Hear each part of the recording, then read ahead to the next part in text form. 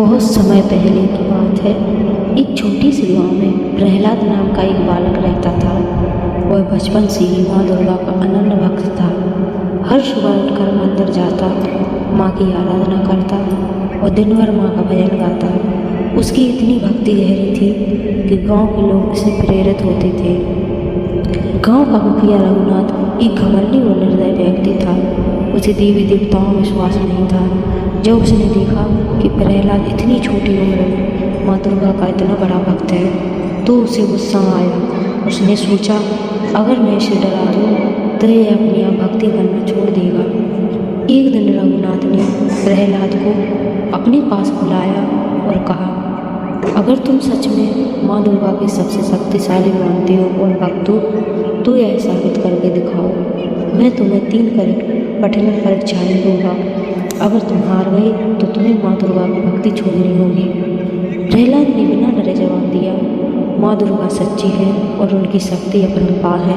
मैं हर परीक्षा के लिए तैयार हूँ।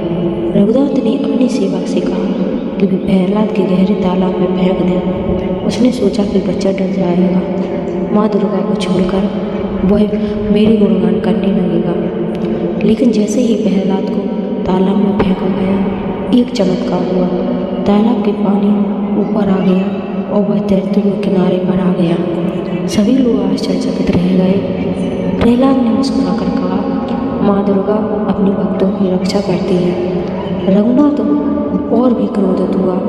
उसने दूसरी परीक्षा रखी कि प्रहलाद को आग के ढेर में फेंक देगा। लेकिन जैसे ही आग जलाई गई, ऐसी तेज हवा चली और बारिश हुई कि आग बुझ गई और प्रहलाद सही सलामत खड़ा हो गया। रघुनाथ के सैनिक डर गए और बोले, यह माँ दुर्गा की कृपा है। अब रघुनाथ ने तीसरी और सबसे कठिन परीक्षा सोची। उसने जंगल में एक भूखा शेर पकड़ाया और प्रहलाद को उसके सामने छोड़ दिया। शेर गरजा और दौड़ा, लेकिन जब प्रहलाद के पास पहुंचा तो उसके पैरों में चाटने लगा और फिर शांत होकर बैठ गया। सभी लोग हैरान हो गए। तभी माँ दुर्गा का दिव्य रूप प्रकट हुआ। उन्होंने कहा, जो सच्चे मन से मेरी भक्ति करता है उसकी रक्षा मैं स्वयं करती हूँ। रघुनाथ यह देखकर बहुत डर गया। उसने घुटनों के बल में बैठकर प्रहलाद से क्षमा मांगी, माँ दुर्गा की भक्ति करने लगा।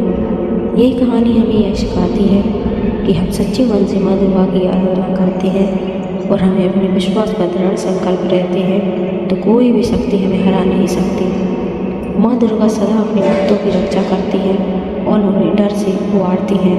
बोलो जय माता दी। दोस्तों, अगर आप माता के भक्त हैं, वैष्णो माता के, तो इस कहानी को ज़रूर पूरा पढ़ें, बीच में अधूरा ना छोड़ें। ये कहानी आपको बहुत पसंद आएगी और लाइक सब्सक्राइब जरूर कीजिएगा हमारे चैनल को।